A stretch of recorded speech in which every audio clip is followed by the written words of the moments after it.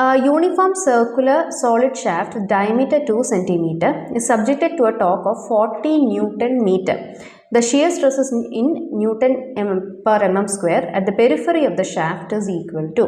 അപ്പോൾ ഇവിടെ നമ്മുടെ ഷാഫ്റ്റിൻ്റെ ടോർക്കിൽ നിന്നുള്ളൊരു ക്വസ്റ്റ്യൻ ആണ്.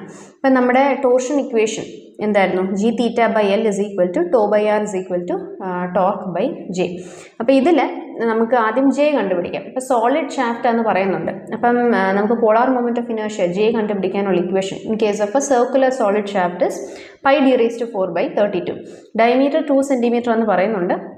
അപ്പോൾ എം എമ്മിൽ നമ്മൾ കൺവേർട്ട് ചെയ്യുമ്പോൾ നമുക്ക് ജെയുടെ വാല്യൂ 5000 പൈ എന്ന് കിട്ടും. അപ്പോൾ പൈയുടെ വാല്യൂ നമ്മൾ സബ്സ്റ്റിറ്റ്യൂട്ട് ചെയ്യുന്നില്ല, കാരണം ഓപ്ഷനിൽ പൈയുടെ ടേംസിലാണ് ഓപ്ഷൻസ് തന്നിരിക്കുന്നത്.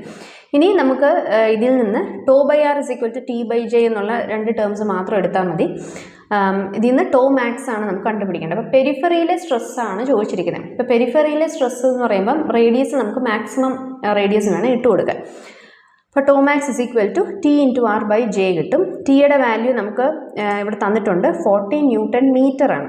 നമുക്ക് shear stress newton per M M സ്ക്വയറിൽ വേണം കണ്ടുപിടിക്കാൻ. അപ്പോൾ എല്ലാം ന്യൂട്ടൺ എം എം എന്ന ടേംസിലേക്ക് മാറ്റേണ്ടി വരും. അപ്പോൾ ഇവിടെ നമ്മൾ ന്യൂട്ടൺ മീറ്റർ എന്നുള്ള ന്യൂട്ടൺ എം എം ആക്കുമ്പോൾ നമുക്ക് 40,000 എന്ന് കിട്ടും. ഇൻറ്റു റേഡിയസ് ഡയമീറ്റർ 2 ആണെങ്കിൽ റേഡിയസ് 1 ആയിരിക്കുമല്ലോ.